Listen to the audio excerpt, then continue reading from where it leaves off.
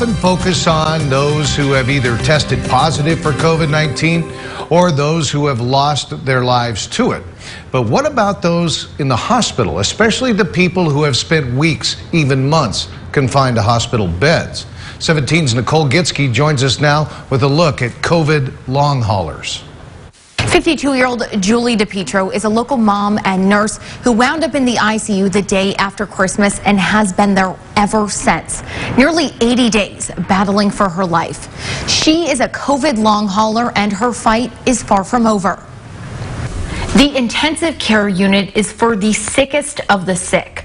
For COVID patients, ICU isolation often means on a ventilator, a mechanical device forcing air into lungs too damaged to function on their own. Some recover, some die quickly. Others linger for 6 to 8 weeks or more. These folks are acutely ill. There are various levels of hydration, electrolyte balance, oxygenation, efficiency of heart function, nutrition. I mean, all of those things play a role in how the person is doing at any moment, especially if they're on a ventilator in the ICU.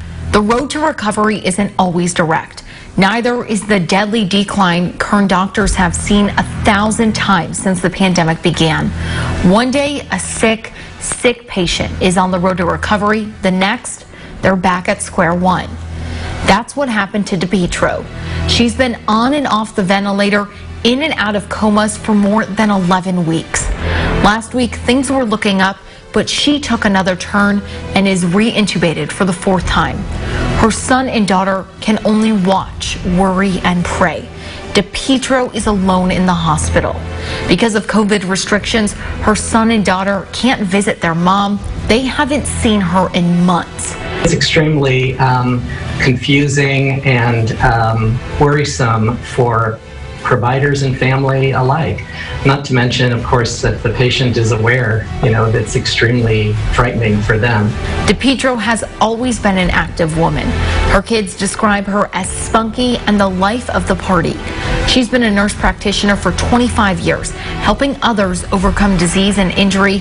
But if she survives, she will have to learn how to walk again after being bedridden for months. Serious long-term complications can come from being in the hospital for a significant period of time. Well, they tend to come out when they do survive very weak, often with poor muscle tone and difficulty in caring for themselves and their basic daily needs. Many of these patients require support, either from family members or in-home support services, just to rehabilitate to the daily activity of life.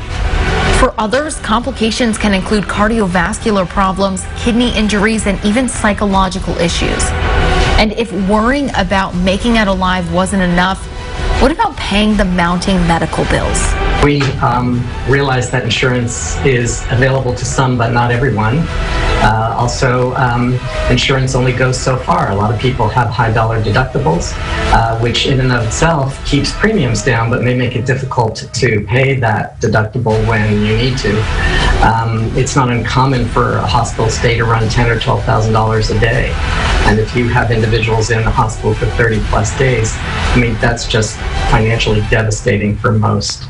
For DePietro, that could mean a bill of $800,000 to $1 million. If she lives, she'll be in debt for the rest of her life. Now, the government provides programs to help offset some of those costs, but it's not much money. Now, the good news throughout all of this, a year later, our hospitalization rates are significantly down from just 6 weeks ago.